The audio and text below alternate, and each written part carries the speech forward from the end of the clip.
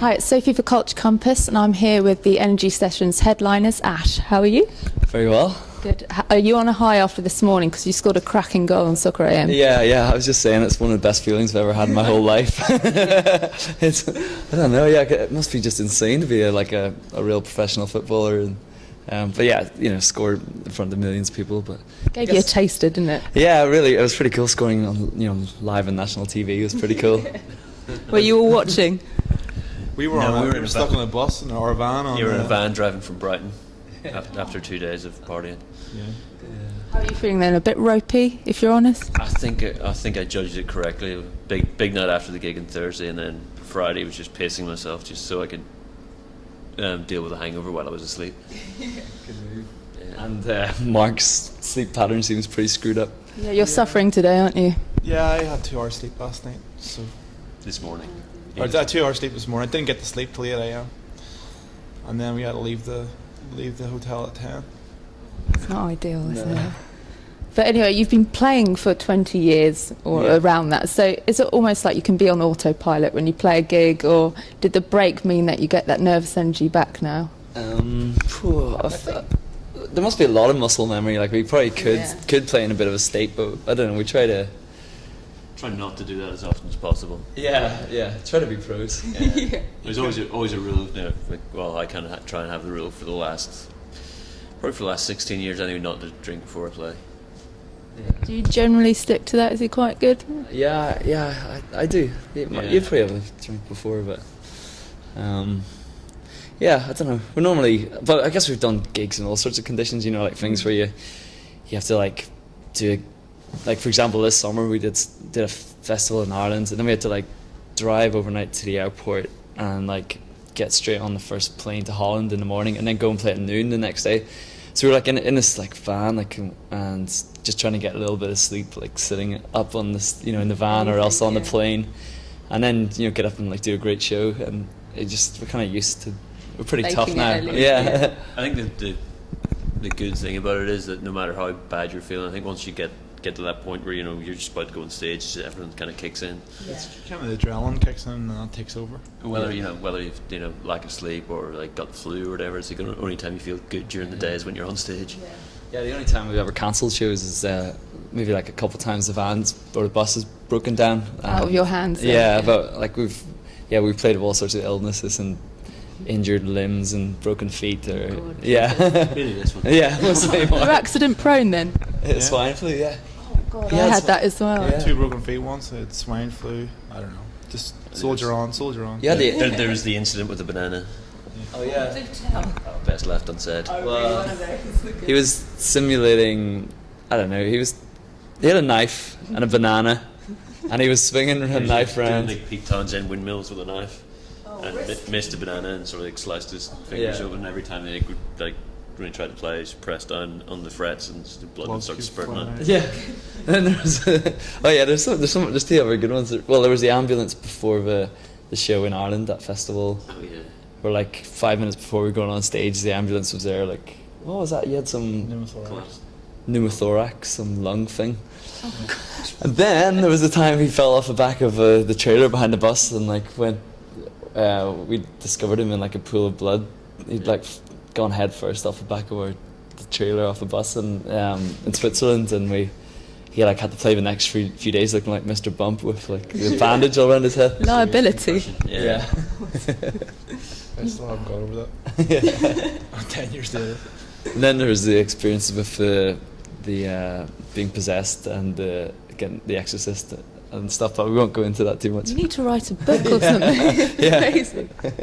So did you have any of these incidents in Brazil? Because I think you've only just come back from there. No, we survived Brazil fully intact. But you did see Britney Spears in concert, didn't you? Yeah. That was interesting. That? Well, I was saying it wasn't exactly a live event. It was it was all entirely mimed, but as a spectacle, it was really fun. And we also we were kind of lucky in that we possibly saw Sonic Youth's last ever show. Yeah. Wow. That was incredible. Yeah, I went from Sonic Youth's possibly last ever show one day to Britney Spears the next. So it was pretty bizarre. But yeah, Did I read that you had piranha soup as well while you I were had there? piranha soup, yeah. Is that one of the hazards of touring abroad? These Yeah. different cuisines Yeah, and things. yeah, they put things down in front of you, and it was great. I felt, yeah, it was actually really nice soup. It just tastes like a typical fish soup. But yeah, it's pretty weird to know you're eating something that would easily devour you in 5 seconds. Something to tick off the list, isn't it? Yeah. Something you've done.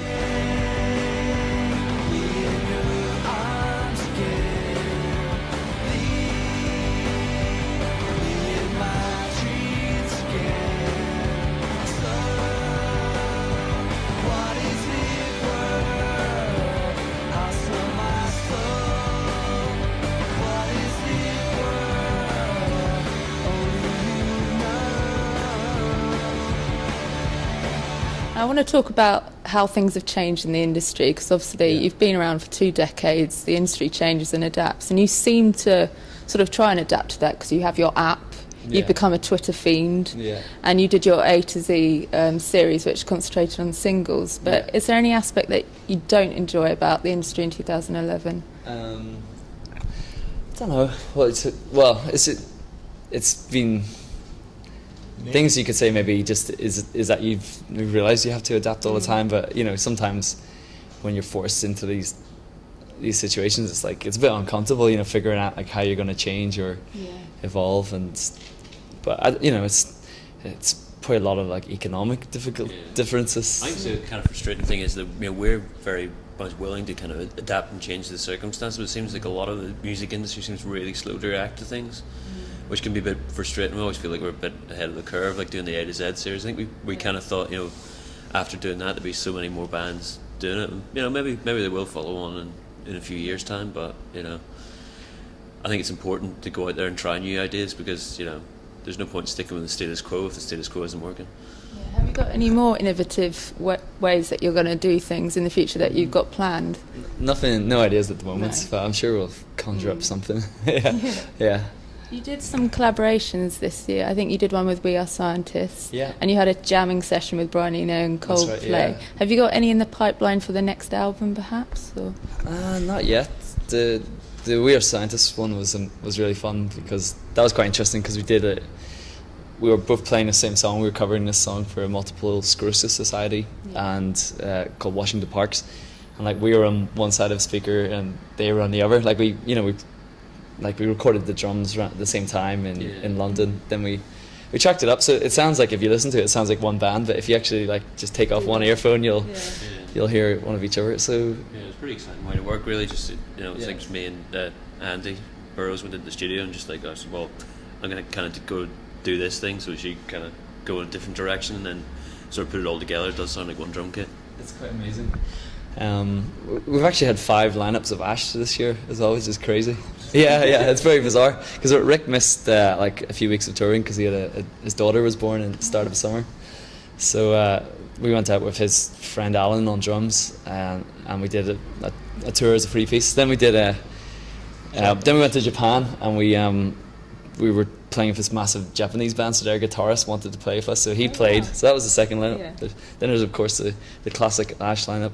Then we played with Russell from Block Party, and then we also did a tour with Charlotte as well. So it's been quite an unusual year for us. Is that almost unsettling, or does it just keep it exciting and challenges you a bit? Somehow it was not. It was all very just easy. So it's just quite worked. fluid. We Yeah. also, on that Japanese show, or those arena shows in Japan, we got sort of like to be the backing band for the Rentals, which was Matt Sharp from Weeder's band, and we got good friends with him and fans of the Rentals, and I guess it was the first time that they formed in A long time. 7, 8 years. Yeah.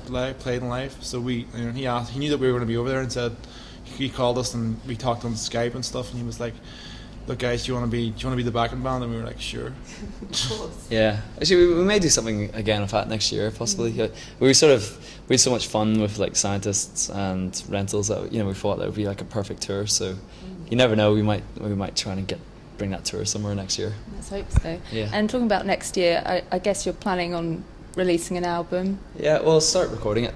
Do you think you'll do that in New York? Because you two are based in New York. Are you still in Edinburgh? Yeah, Is that right? We got a studio in New York, which is where we did like Twilight of the Innocence album and all the A to Z stuff as well. So it's like a kind of perfect base to have, really.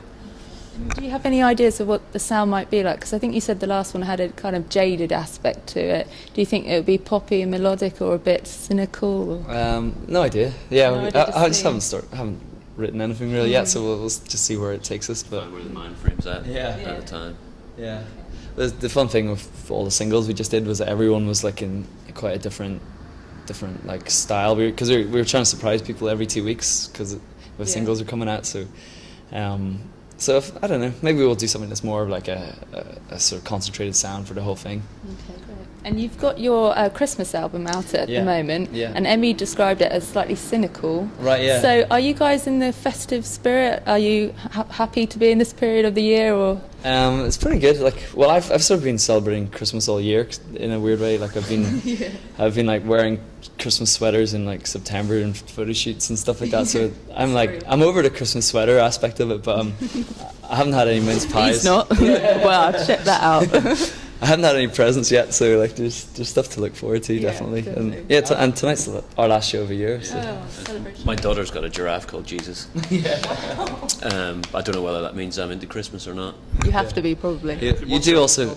He's got a bat. Oh, I'm not going to say that. I'm not sure. All right. Okay. Yeah. Head of a different religion. Okay. Yeah. Yeah, it's slightly controversial. Yeah. But I've got a 3-year-old, so she's only just starting to really understand the whole idea of Santa Claus and stuff.